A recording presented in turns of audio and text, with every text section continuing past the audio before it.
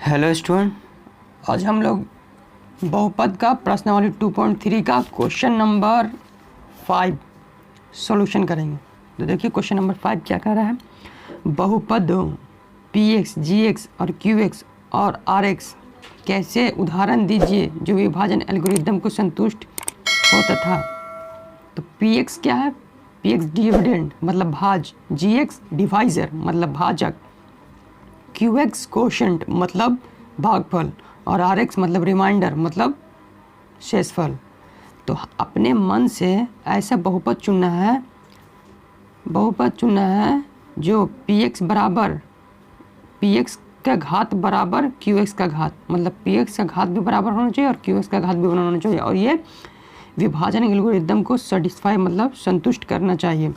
तो px मतलब भाज्य का घात और मतलब भागफल का घात बराबर होना चाहिए। तो ऐसा एक पॉलिनोमियल हम लोग सोचते हैं, ऐसा हम लोग सोच के और इसको बराबर करते हैं। तो चलिए इसको क्वेश्चन का सॉल्यूशन करते हैं। तो क्वेश्चन नंबर में क्या है, पहला में 5वां का पहला घात px बराबर होना चाहिए घात qx के। अब देखिए px का घात मतलब अगर px का घात अगर xq है तो qx का भी घात xq होना चाहिए। px का अगर x है तो qx भी x होना चाहिए, ऐसा आपको सिद्ध करना है। तो चलिए मान लीजिए आप, माना px बराबर मान लीजिए 3x² प्लस 6x प्लस 9, एक बहुपद हमने मान लिया। अब gx मान लेते हैं, gx मतलब भागफल, इससे भाग देना है, इससे भाग देंगे। तो मान लीजिए gx हमारा 3 है और rx को हम लोग मान लेते हैं 0 और हमें qx यही फाइंड करना है। तो भाग एल्गोरिदम का थ्योरी क्या कहता है, px बराबर gx into qx plus rx।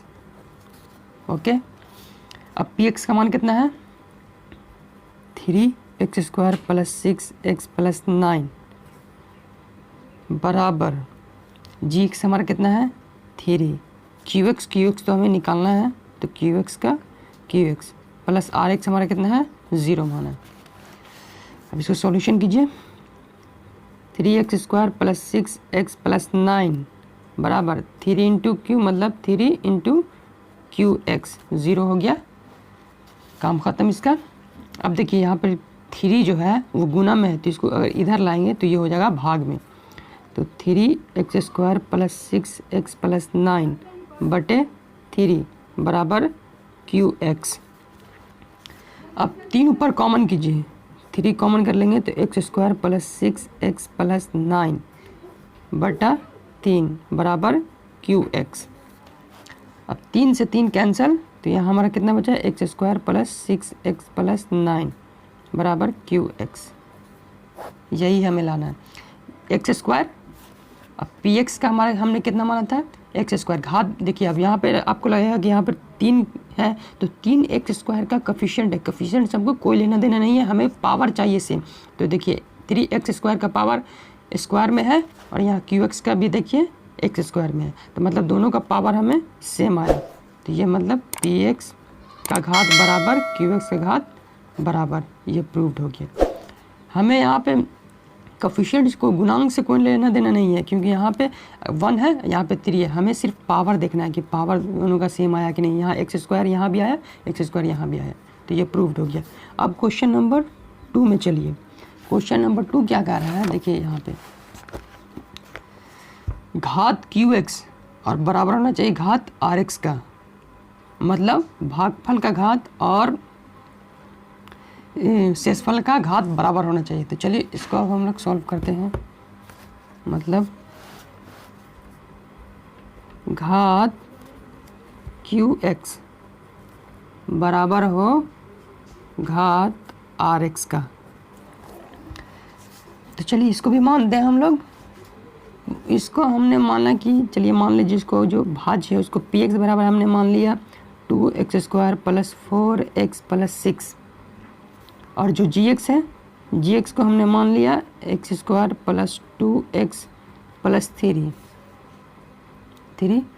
और इसमें अब इससे इससे इसमें भाग दीजिए, gx को px से भाग दीजिए। तो चलिए भाग दे के यहाँ पे देखते हैं हम लोग। X square plus 2x plus 3, इससे भाग देना है 2x square plus 4x plus 6। कितना बार मिलाएगा? एक्स स्क्वायर यहाँ इसका कोएफिशिएंट 2 है, यहाँ 1 है, तो इसको 2 से गुना करेंगे तो एक्स स्क्वायर में 2 से गुना करेंगे तो 2x स्क्वायर, 2 में 2x से अगर 2 में गुना करेंगे तो 2 दूनी 4x प्लस 3 दूना 6, माइनस माइनस माइनस कैंसिल 0।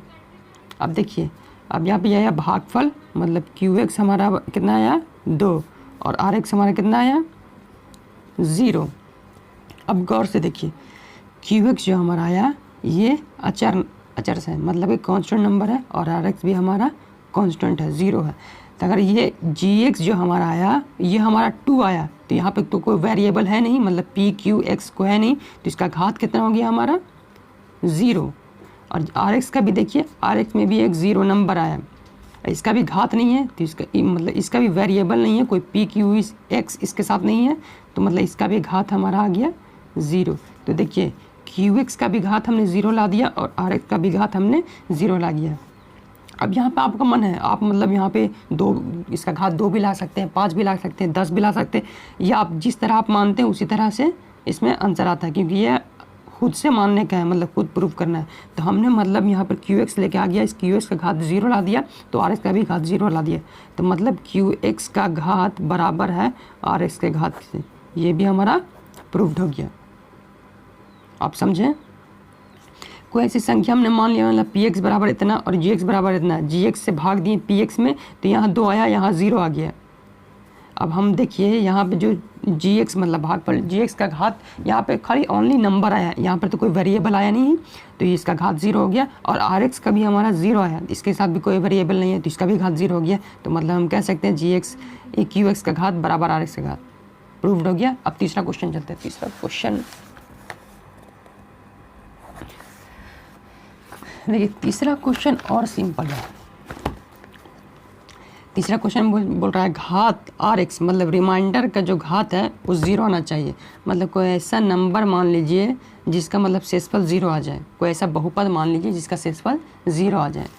तो चलिए ऐसा कोई मान लेते हैं। तो चलिए देखिए, हम लोग मानते हैं PX बराबर मान लेते हैं हम लोग 6x square plus 12x plus 18, और GX बराबर हम लोग मान लेते हैं, जिसे भाग देना है उसे मान लेते हैं x square plus 2x plus 3। Okay, अब इससे इसमें भाग दीजिए, तो x square plus 2x plus 3 भाग देना है 6x square plus 12x plus 18।